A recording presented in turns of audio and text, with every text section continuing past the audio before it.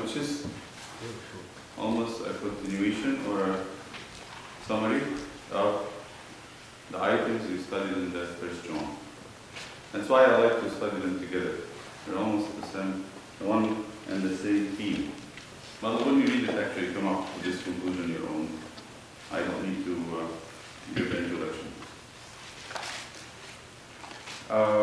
To remember, 2nd John is written to an elect lady. 3rd John is written to a beloved man. Remember that. 2nd is written to a lady, 3rd is written to a man. So, starts with the elder, to the elect lady and her children, actually in the Greek, to Kyria. Kyria.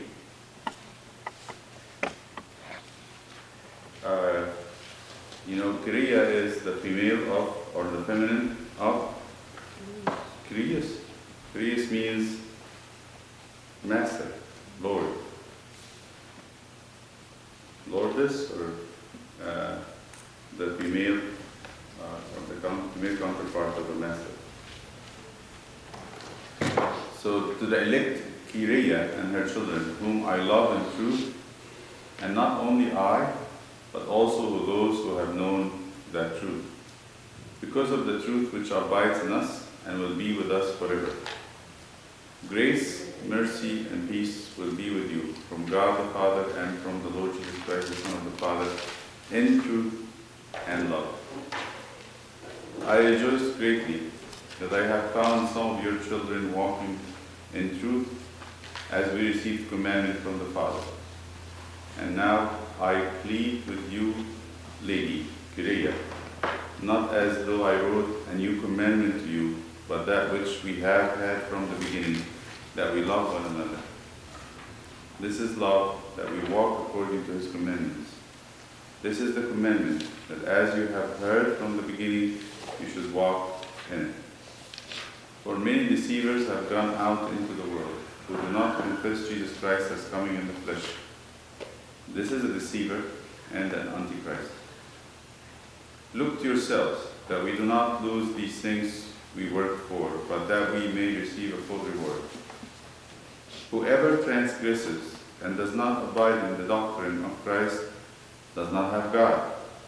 And he who abides in the doctrine of Christ has both the Father and the Son. If anyone comes to you and does not bring this doctrine, do not receive him into your house nor greet him. For he who greets him shares in his evil deeds. Having many things to write to you, I did not wish to do so with paper and ink, but I hope to come to you and speak face to face, that our joy may be full. The children of your elect sister greet you. Amen. So let's just summarize the letter, which is like a short, very short letter. What is the contents? What's he saying? 3 things. Greeting. 3 things. 3 things. 3 things. Okay. Go ahead. Other than the greeting. Other than the greetings, it's truth, love, and the doctrine of Christ. Thank you. That's exactly that. These are the 3 items that we need to talk about today. So there is the item of truth, which we need to understand what he means by that. On the greeting side, I think verse 13 is pretty unique, because he's talking to Kyria about her sister, and it's very likely they are not humans then, they are churches. Otherwise, how would he be with her sister and her children is greeting Kyria and her sister, other than he's talking in code basically about the churches of certain different cities here. Right. So that was the first question. Who is Kyria? Yet, because I think the word Kyrios, the male, is not given to anybody. Kyrios is Christ. So if Christ is the husband, who is his lady? The bride, the church.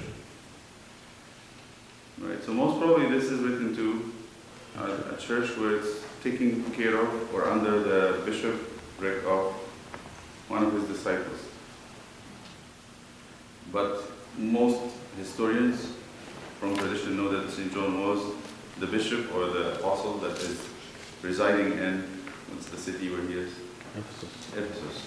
So Ephesus was a very special city.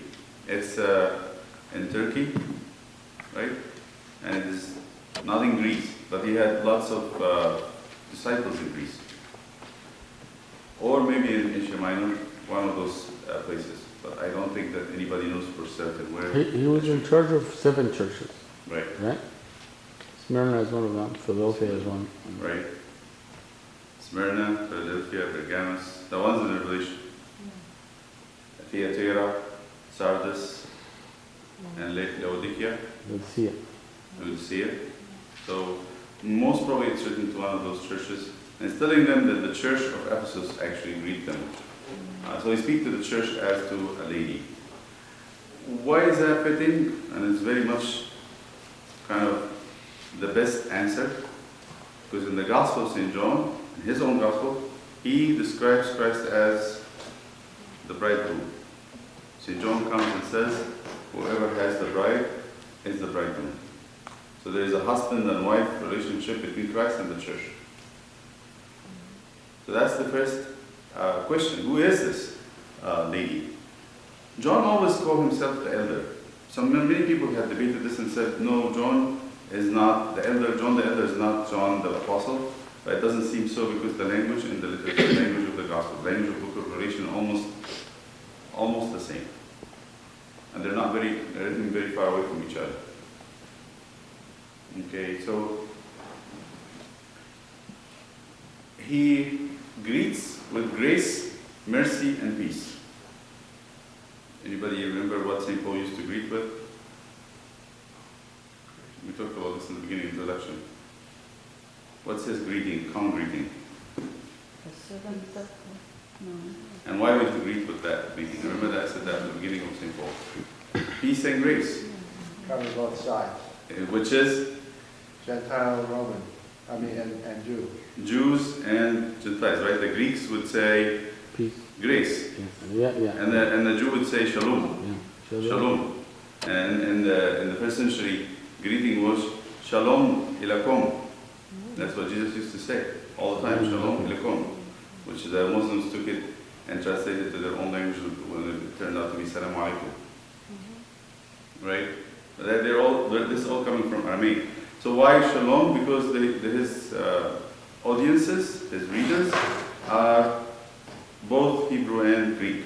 But St. John adds here also mercy. Adds mercy.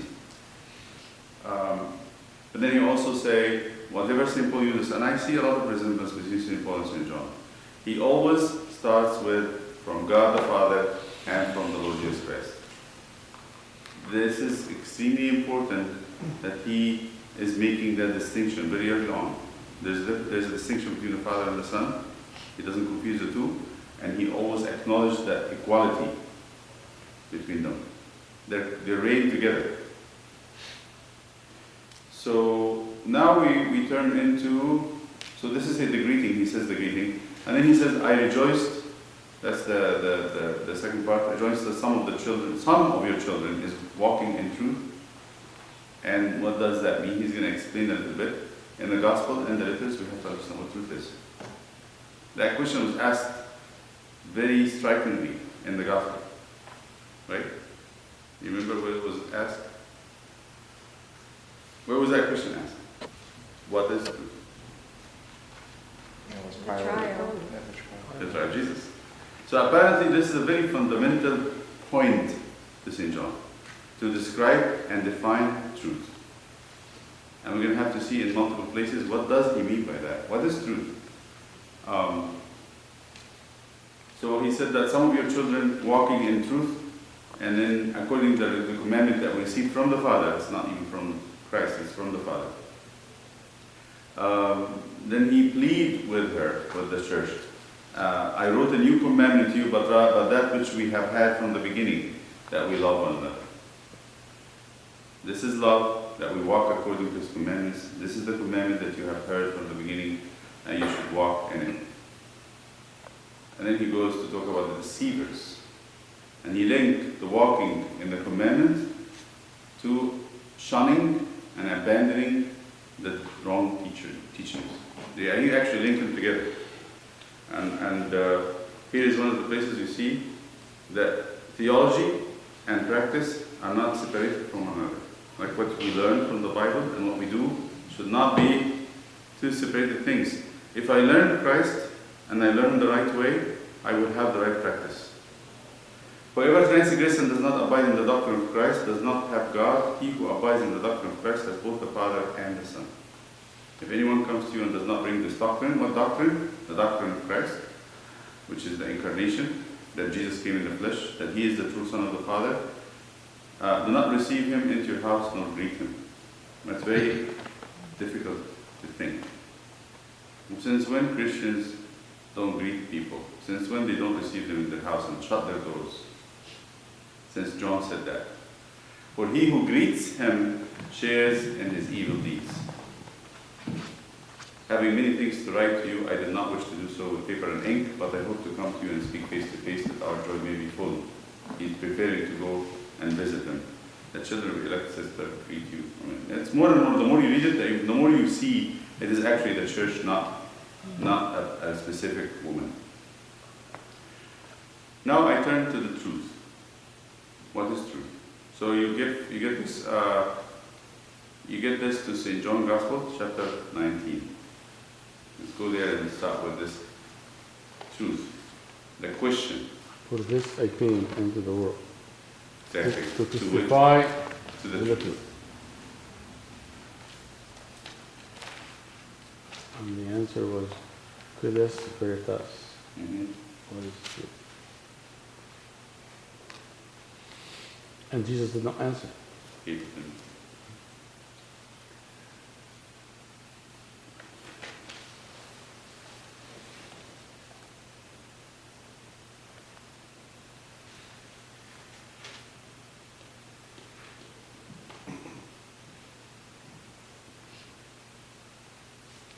So, chapter 18 actually. In verse 37, at the end of chapter 18. Pilate therefore said to him, Are you a king then? Jesus answered, You say rightly that I am a king. For this cause I was born, and for this cause I have come into the world. What cause? That I should bear witness to the truth. Everyone who is of the truth hears my voice. Pilate said to him, What is truth?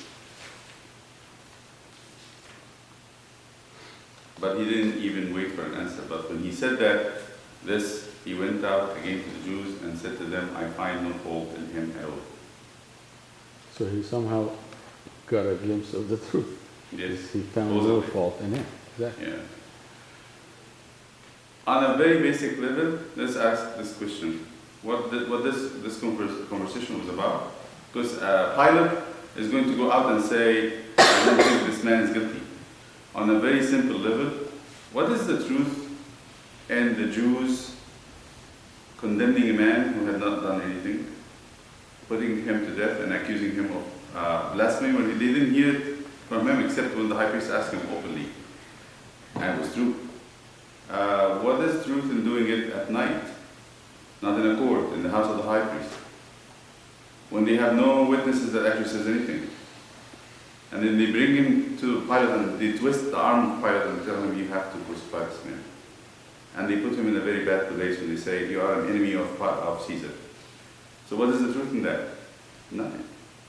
So you have, at a very simple level, an innocent person that is being judged by men, and truth, in a way, was judged as to be killed. They wanted to kill truth. But you go back to the first chapter, And you can follow this theme all along from the beginning of the gospel to the end.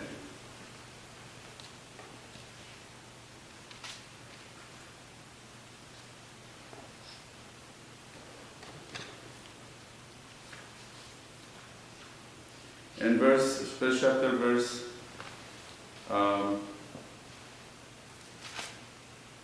17. Grace and truth Yes. For the law was given through Moses, but grace and truth. and truth came through Jesus Christ. And it's going to be repeated many times, this word, truth. But somehow, St. John sees that truth was revealed through Christ. He became the embodiment of truth.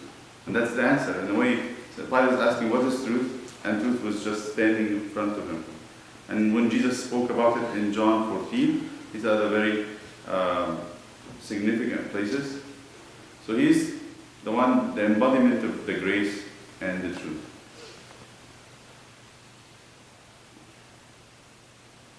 John 14.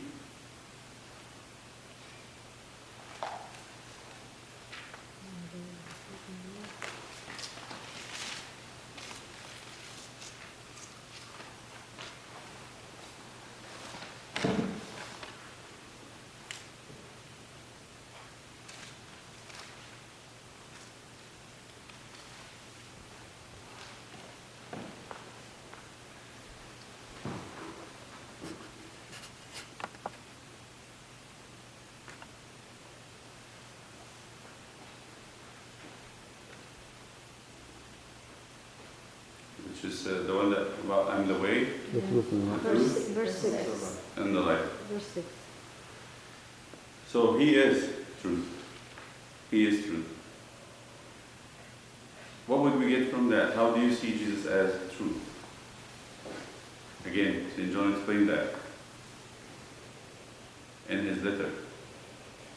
So Jesus is the embodiment of truth. So what does that mean? That Jesus is the embodiment of truth. No deception. Go to the first epistle, first letter, St. John, chapter 1.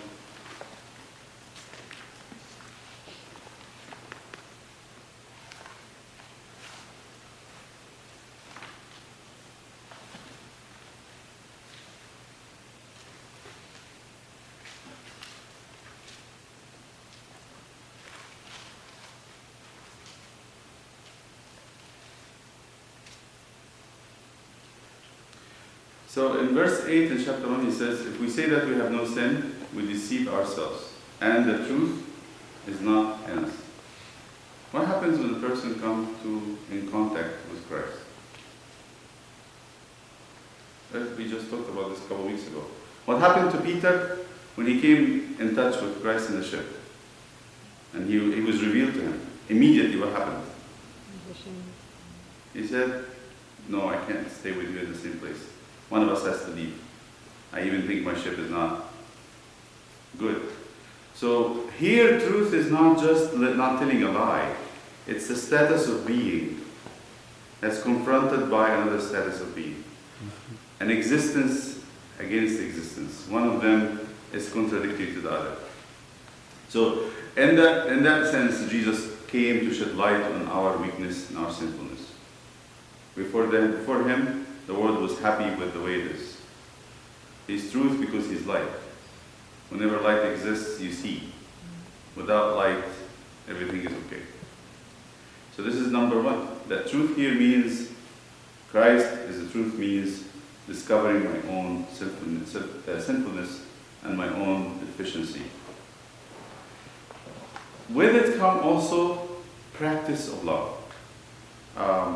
So let us see John 2nd chapter.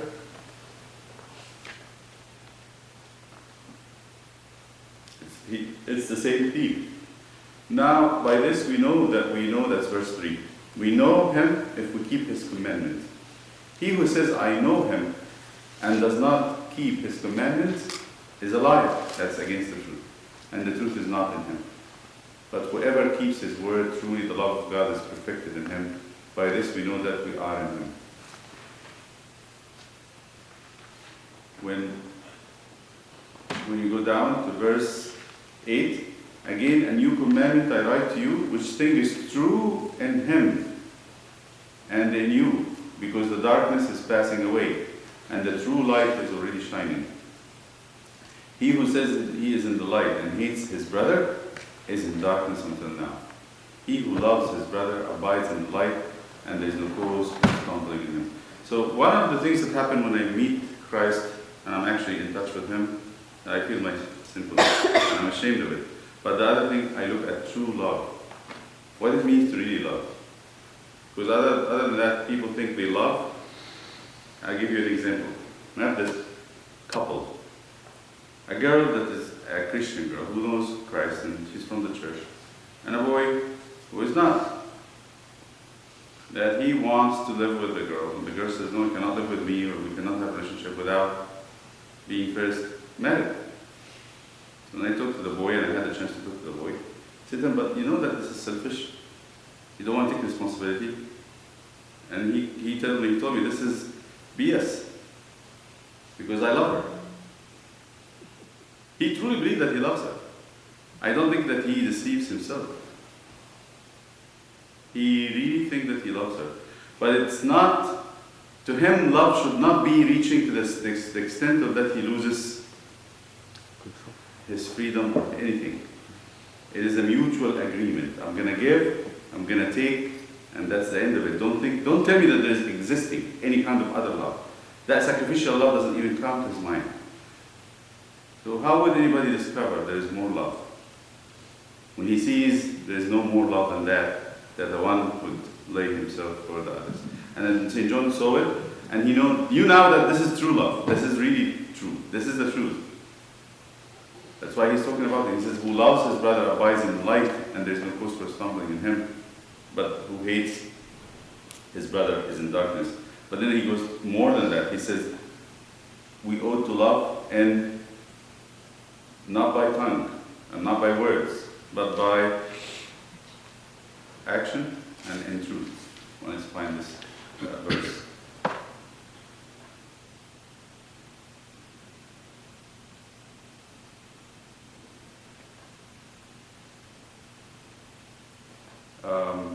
And that's in verse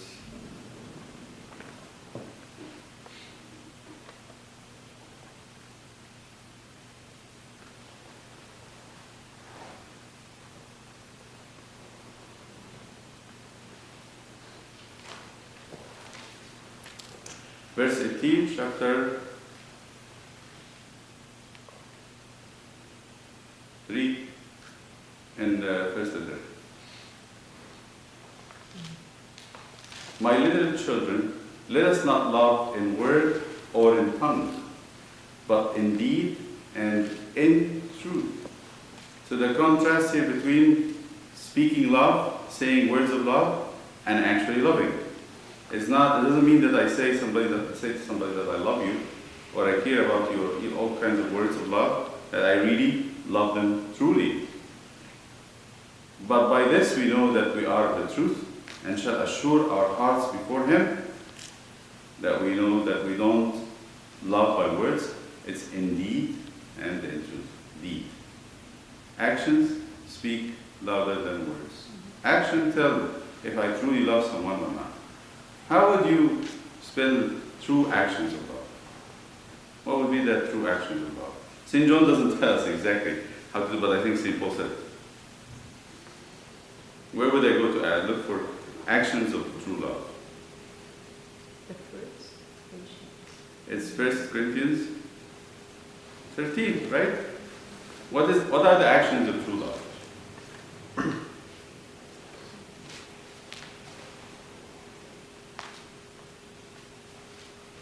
So it says that, speaking with the tongues of men and of angels, but have not love, I have become sounding brass or clanging cymbal. He's saying it in a different way. And though I have the gift of prophecy and understand all mysteries and all knowledge, and though I have all faith, so that I could remove mountains, but have not love, I am nothing. And though I bestow all my goods to feed the poor, and though I give my body to be burned, but have not love, it profits me nothing. Love, then he's going to do the positive ones. positive and negative actually. So he says, love suffers long, it's patient. It doesn't really snap. It doesn't abandon. It doesn't hold grudges. It's kind. Do we have to go like exploring what love is one by one, or it's an automatic thing? Like when you're faced by the truth, these things happen automatically. Yes, it is. He's talking to indicate if these are not in you, then there is no love. But I think Paul himself, the minute he saw the truth, He starts to talk about it. his love for other humans that are dying made him go all around the world and take beatings and stoning and stuff like that. Love is very spontaneous, I think. It doesn't require any... when it doesn't exist, you have a lot of questions and you ask people, do you have this, then you're not loving. Do you sacrifice, you're not loving. Do you forgive, then you're not loving. But if you're loving, you don't need anybody to teach you how to love, because it's very automatic. That's very true. But here's the thing, I think what the apostles are talking about is about people when they deceive themselves. Yeah, but that's the question. Yes. It's like, that's why I think I love the second epistle of St. John, because he wrote 5 chapters in the first epistle. To talk about love. He summarized them exactly in half a chapter, in the second, entirely. Yes. The truth, love, Yes. and the teaching of Christ, which is exactly chapters 1, 2, 3, 4, and 5 of the first epistle. Right. So he's saying if you know the truth, you will walk in the truth. Right. Walking in the truth is love and knowing who Christ is. I mean, it's simple.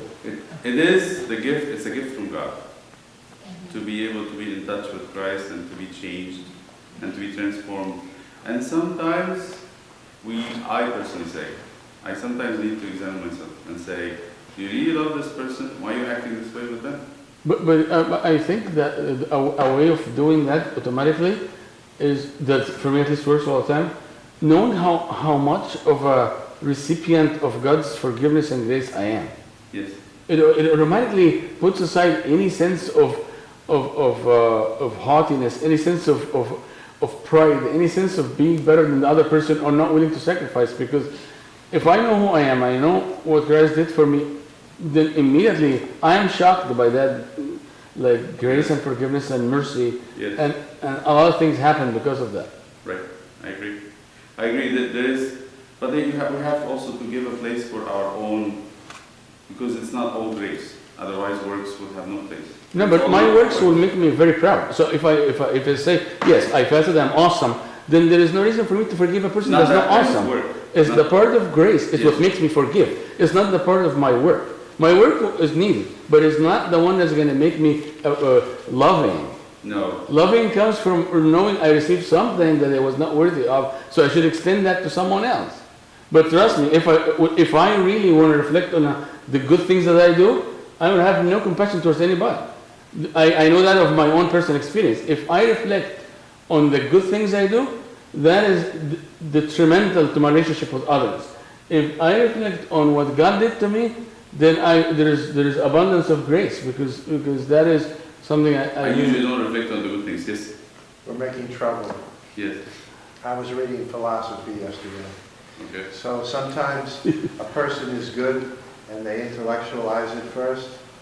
Other times they just have good character. So it's a chicken or an egg kind of It thing. comes first, right? So you could say love is a habit. I could take the other side. And I could just say it's a quality. It's not that you even thought about it. Yes. You didn't. But that's what Deacon John is saying. He's saying it's not something that you can intellectualize. It's a Well, gift. he was using something to spur him on, Right. to remind him. But if you didn't need to be spurred on, it would just be there.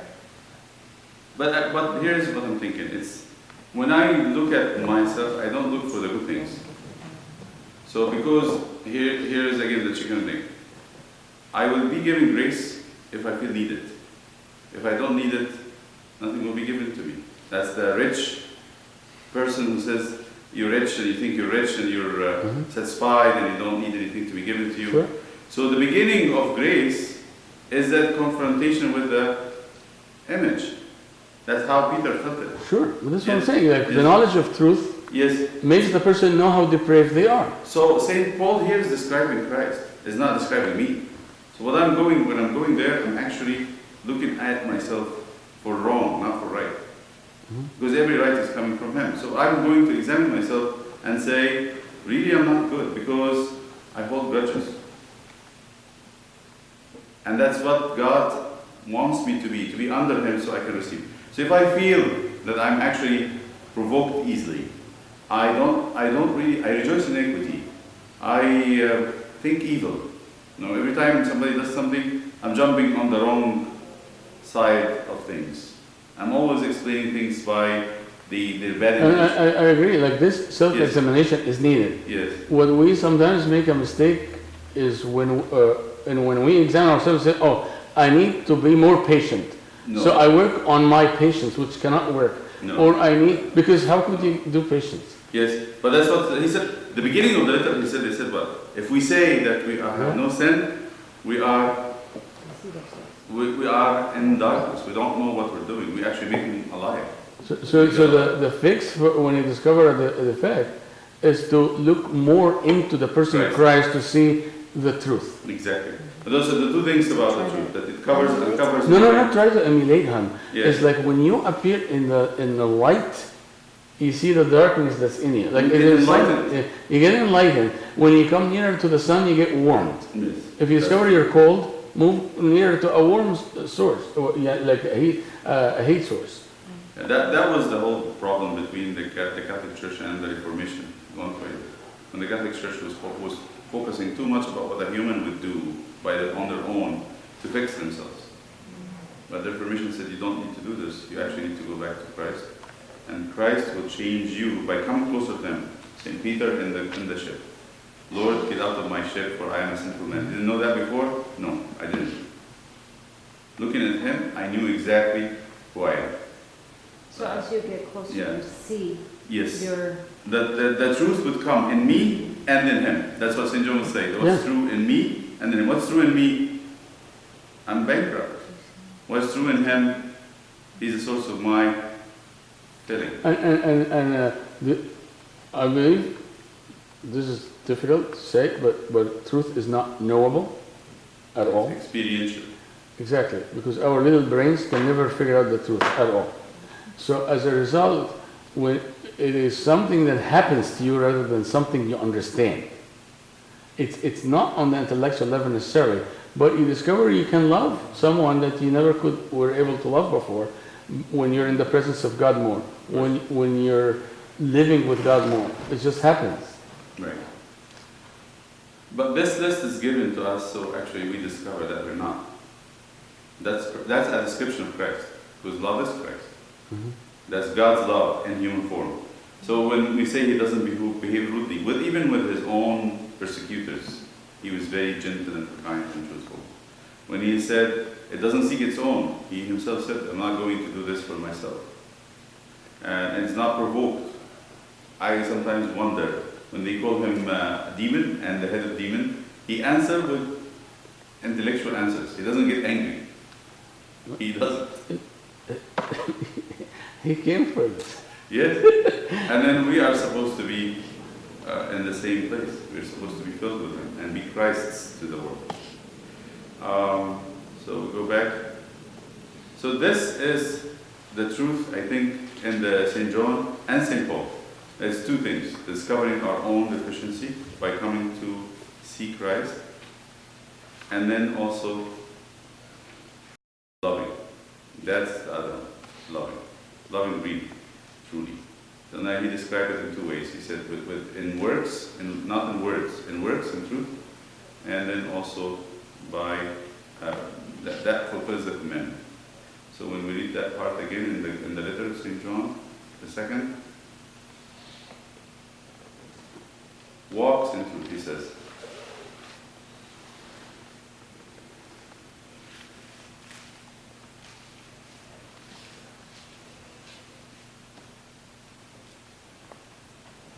I think the only way a human can walk in truth is actually to avoid walking in a falsehood, in a known falsehood, in a sense.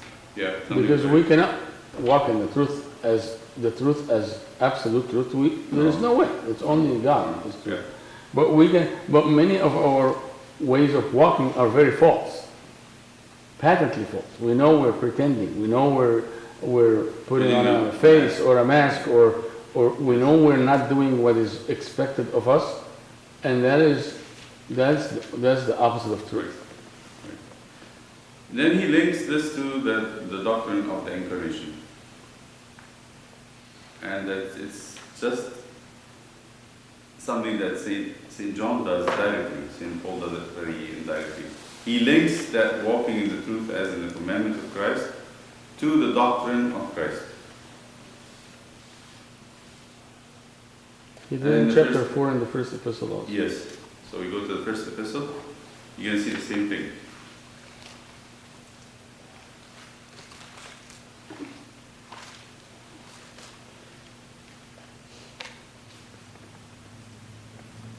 So in verse 3 he says, "And every spirit that does not confess that Jesus Christ has come in the flesh is not of God.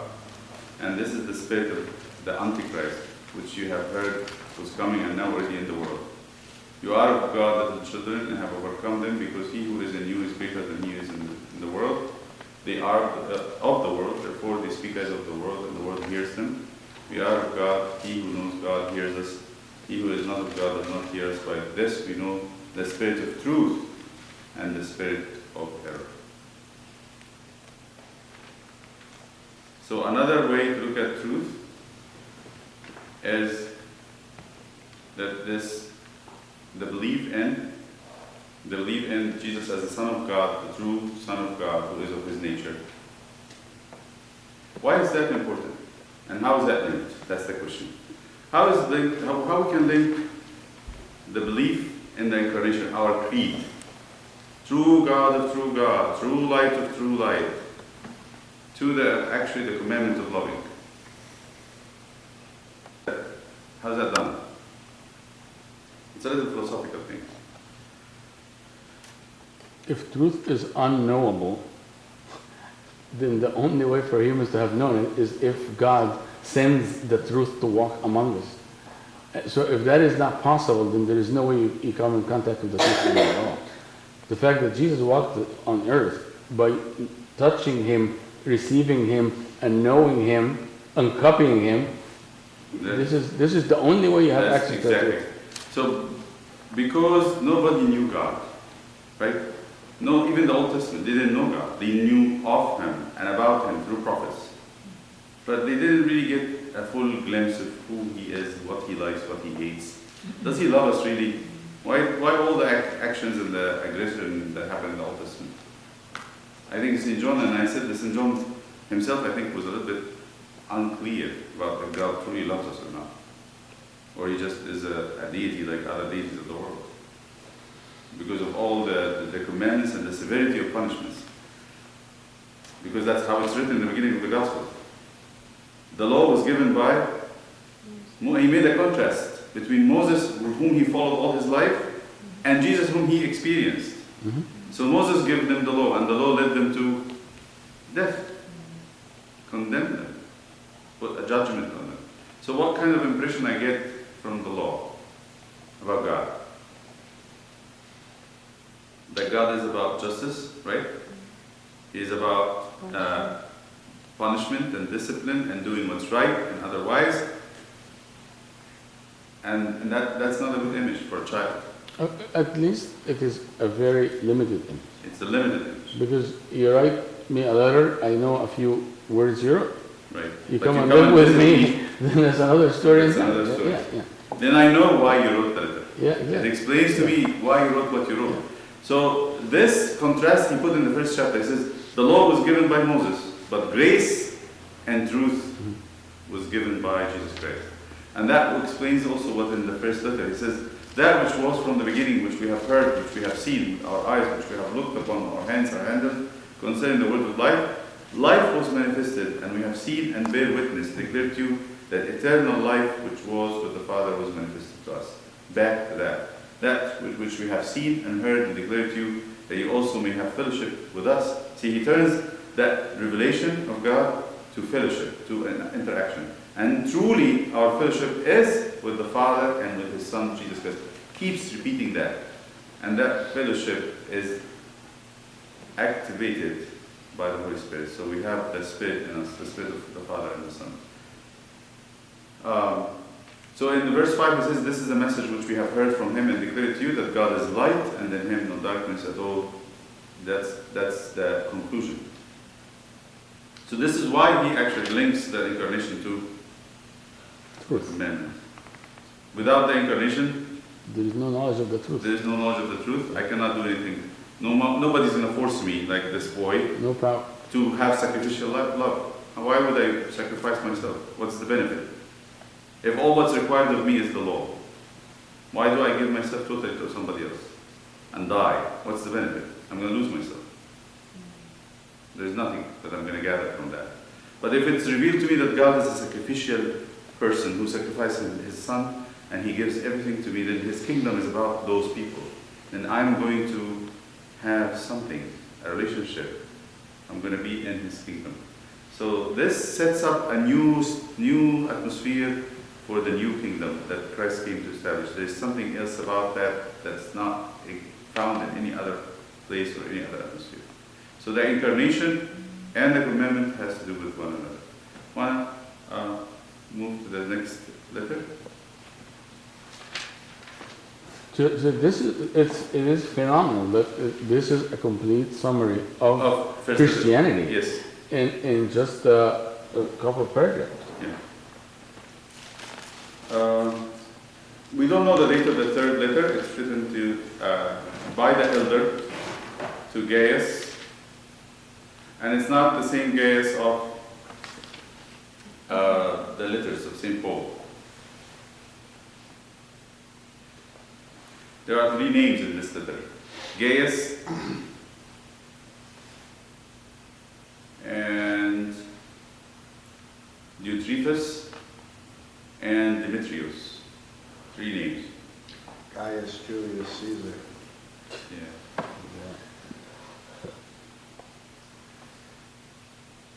So read it quickly. The elder, again, to the beloved Gaius, whom I love in truth. Beloved, I pray that you may prosper in all things and be in health, just as your soul prospers.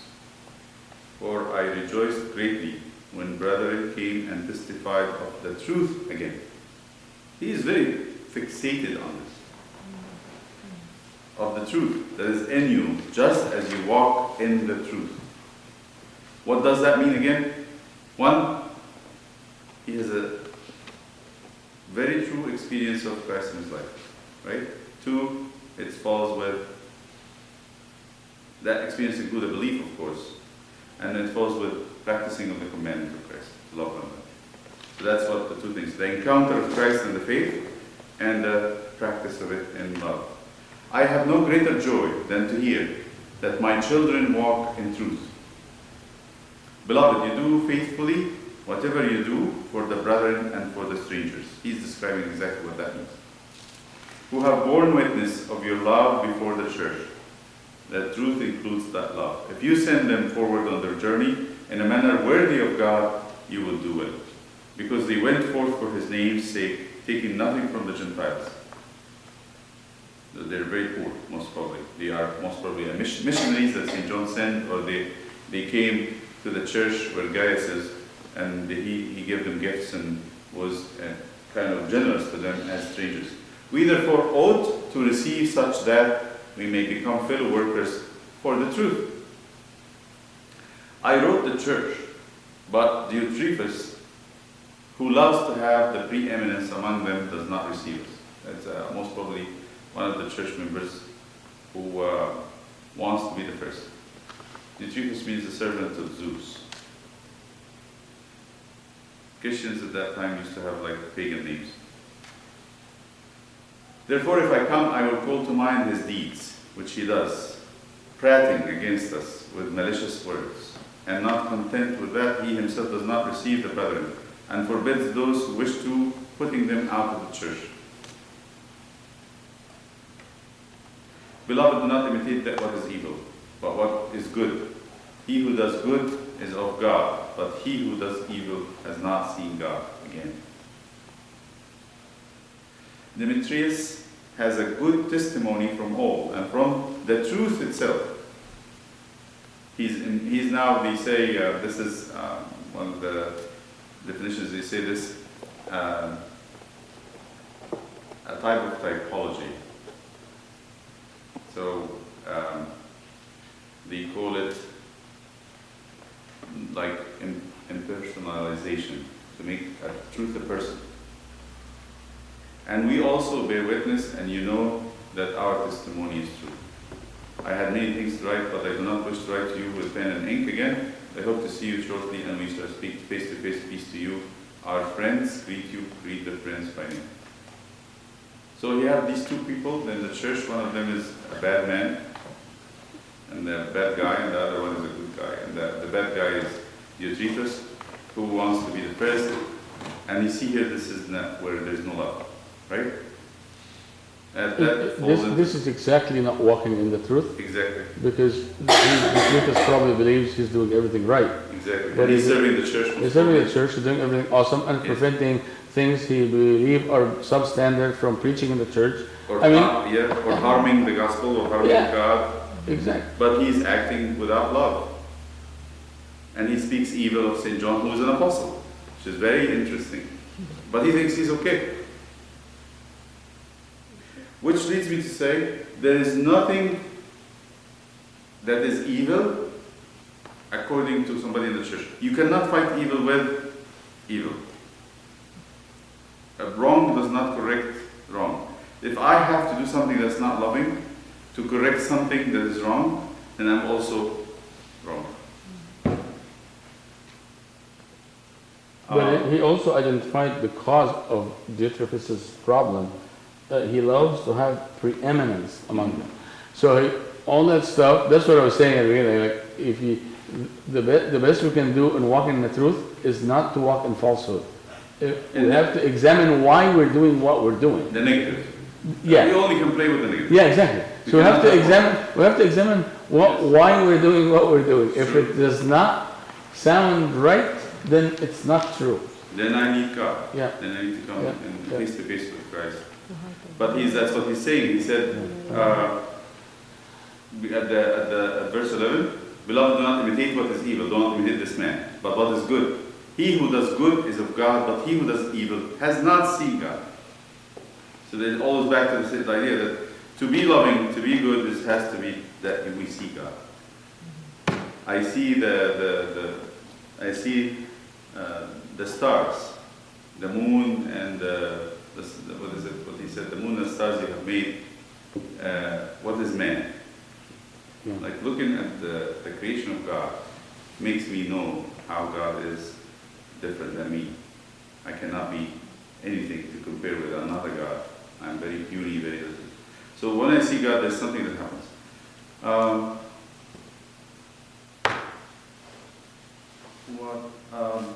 There's a couple of points. So Diotrephes means nursed or nourished by Zeus. So the early Christians kept their original names after their baptism. He loved being preeminent, not the first among equals, but peerless. Just nobody's like him. With a passion for personal aggrandizement. This sin results in insubordination. He wouldn't listen to anybody. Diotrephes slanders John, the last of the 12 apostles, by refusing to accept him as either an apostle or even a presbyter. By rejecting John's missionaries, he rejects John himself. And Jesus said, who rejects you rejects me. And who rejects me does not reject me, but rejects him who... So he has a very difficult situation with God, the Father. By rejecting this, disdains the apostolic Catholic ways of the church, setting himself up as a petty tyrant. On the opposite, Demetrius is either a member of the Diotrephes church or one of the emissaries already sent by John, or yet another emissary from John, perhaps the carrier of that letter. Yeah, he's worried. What does Demetrius mean? Demetrius means the servant of Demeter, the earth goddess. It would have to be something like that, yes. Yeah, Demeter. Demeter is the earth god. Goddess. Okay.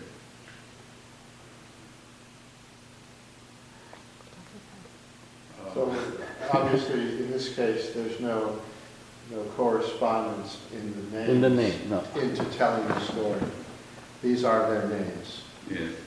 They are the real names. Because we have good guy, bad guy. Mhm. There is another Gaius in Romans 16 and 1 Corinthians, but it's not the same. Probably not the same. It is possible that Diotrephes did not like Demetrius because he's saying he's good, I know he's good, just accept him. Yeah. He's trying to strengthen the situation with Yeah. Demetrius. But here is a question. St. John said in the previous epistle, this is a big problem that he caused for the church, without meaning it, is that if somebody does not testify to the truth that Christ came in the flesh, or anybody does not hold properly to the doctrine of Christ, do not accept him in the church, Yes. do not shake hands with him, do not bring him in. Glad you brought it. These are the Diotrephes here, and I'm sure, and I'm going to assure you, I was not there, but I know from knowing all the churches of the world that I know, this guy Diotrephes had some theology there, pretty solid theology. And anybody who had like a slight, like maybe he discovered that John as a theologian, although his John the theologian is not as tight in his theology as Paul was when he gives a lecture. You know, he said, no. He does not use the proper pronouns. Yes. His Greek is not as perfect as Right. Paul's or as Apollos, which was phenomenal. Yes. So he started saying, no. Let's work with the real people that have serious theology Because and the weak religious- ones. And this is exactly what the Yes. church did over the centuries, fighting among itself over the doctrine of Christ, which is not exactly, I think, what John meant when he's saying that. No, it's not. I think also this applies to, this is an important point, applies to certain sects that the church would warn against very aggressively, especially like somebody like Jehovah's Witness. Many Christians, and we ought to tell each other that the church commands us that we don't receive them in the house. But some people take it like, say, you don't receive anybody who's not a Coptic Orthodox in the house because they're all heretics.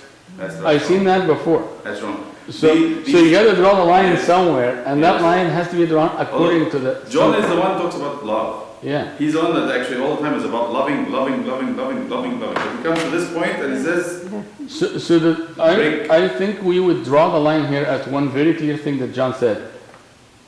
The one that has not acknowledged that Jesus is the Son of God who came in the flesh. yes, that's exactly true.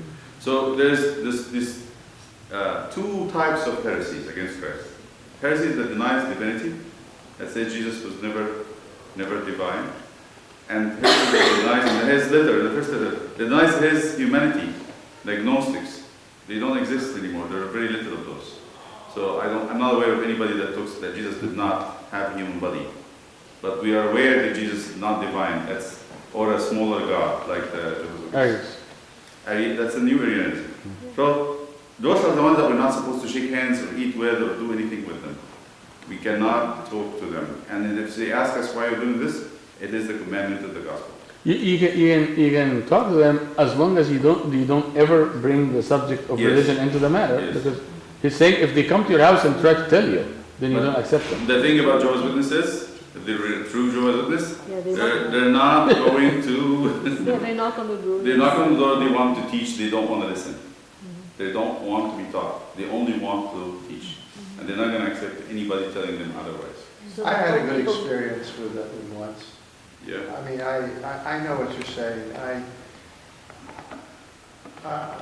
They're tight, okay? If they come over, they might come back with all their friends and they and have a sit down. It happened to me. Yeah. But, sometimes they know their Bible, and if you start talking about the Bible, you could just talk about the Bible, and you don't necessarily have to be confrontational, and, I find it that they are confrontation, not me.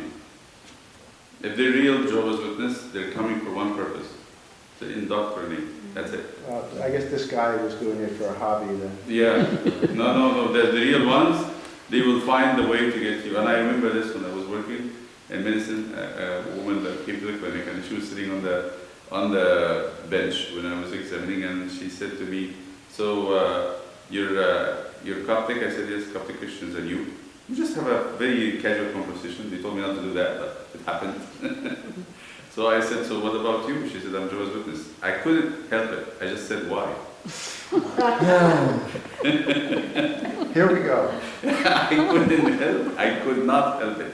I came out without even me doing anything. So she said, why not? Here This we is go. the truth. I said, truth? Okay. She went out after the exam. She got something from the car, gave me that, why the dogma of the Trinity is a man-made dogma that is not reality. And a whole article written about one God is person. ISIS. Justin Martyr from the 2nd century said, never believed in the Trinity. And he always talked about, so I said, wait a second, last week I bought this, which came out very, very new, it was like in the early 90s, a CD that has the Church Fathers. All the Church Fathers on it, From Nicene, Wheaton College. Nicene Fathers. Yeah. So I said, this is easy to find out. So I typed Justin Martyr's Trinity, 2 words. And I had like 150 lists of how he actually mentioned Father, Son, Holy Spirit, Father, Son, Holy Spirit, and everything he does. But you So- didn't mention Trinity. The word. See, that's it. Yes. Very literal. Exactly. So I took the list and I gave it to her.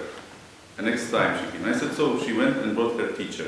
The assistant sat me down and gave me a whole lecture on how this. So you believe in 3 gods? I said, wait a second. I never say 3 gods. Anybody said 3 gods? But that's what you're saying. And then we went in this childish, picking on words. She picked on my words, and then there's no understanding of what we mean. I said, I understand what you're trying to say, but you don't understand what I'm trying to say. You, in your letter, said that Justin Martyr never said, I will worship Jesus as God, but he is saying, I worship Jesus. If those people who made this printing as your teachers, go check your teachers, they're teaching you lies. He never said that. If you want to follow false teachers, false prophets, don't teach me. Go do your business. I did that. And they got frantic, angry, and they left. Thank God. Thank God. But I felt bad for them. I felt very bad for them. They're just brainwashed. What John is saying here in the second epistle, say, if anyone comes to you and does not bring this doctrine, do not receive him in your house nor greet him. He's talking to the church, and it's saying, somebody comes to you does not bring that doctrine. So basically, they're not put on the pulpit of the church somebody who's going to preach. Exactly. Exactly. But sometimes we take it to mean, if you're working, I work with a Mormon guy, and many times I feel like, My St. Paul do I said have to that. deal with him? But ultimately, I'm discovering I'm not Christian if I cannot love this guy. No, at work, I don't think it is a work and marketplace. St. Paul said, if I tell you to not deal with the heretics or the sinners, I'm not talking about this world. Yeah. I'm talking about in the church. And where would they have a chance of repenting if they never see a Christian? Exactly. That's true. That's very true. But to the rest of the church, if somebody's not really very rooted in the faith, I would not. He's saying don't bring him in to teach you. Like basically, Into your neither in home. your house Yes. nor in the church. Like So you go that should. outside if you But the need problem with to the talk. Jehovah's Witnesses, that's it. Yeah, bring him to your house. They'll They're be teaching. dedicating their lives to teach. Yeah, because And that. I sat in the airport one time, and the man next to me started telling me about how Yeah. it is wrong. It is Constantine, he told me. Constantine who came up with the Trinity. Oh, yeah, right, yeah. That's- Exactly. Yeah, it's you have to take it sometimes in a figurative sense. Like, what's your home? Your heart is your home in a way. It's the spirit that makes home inside of you. Right. So I mean, like when I was at the mall and a guy comes up to me and wants to talk about God the Mother. You've heard of this cult? I got that too. Yeah. Yes. I was sitting in the mall and How's this A Yeah. guy? a guy, A guy. This is a guy. And this is the second time it's God's happened to me. mother. This is the second time it happened to me. One time in Crabtree and this time in South Point. I think do you want to it's attend very- Bible study? I don't like. It's very absurd You to don't like have the expect mother? women to be feminists, not men. And see, like when you invite, the reason you don't want to talk to these people is because if you're not adequately prepared, Yes. you get thrown for a loop. They have all the No, I'm 100%. Yeah. Don't talk to these people in Yeah. anything has to do with religion. Yeah. But if you work in a store and the guy comes to buy a sandwich, No. sell him a sandwich. Yeah. Of course not. I'm talking about like in any theological discourse you No, lose. I No, think but this- it's- I was sitting on a bench. Yeah, it's like you're not I at was home. sitting on a bench, No. minding my own business. John, we bought a Kingdom Hall from Jehovah's Witness to turn it into the church. One of our churches, St. George, Is it? in Boston. Yeah, What is it? we bought the Church of Kingdom Jehovah's Witness and turned it into a coffee Kingdom shop. Hall.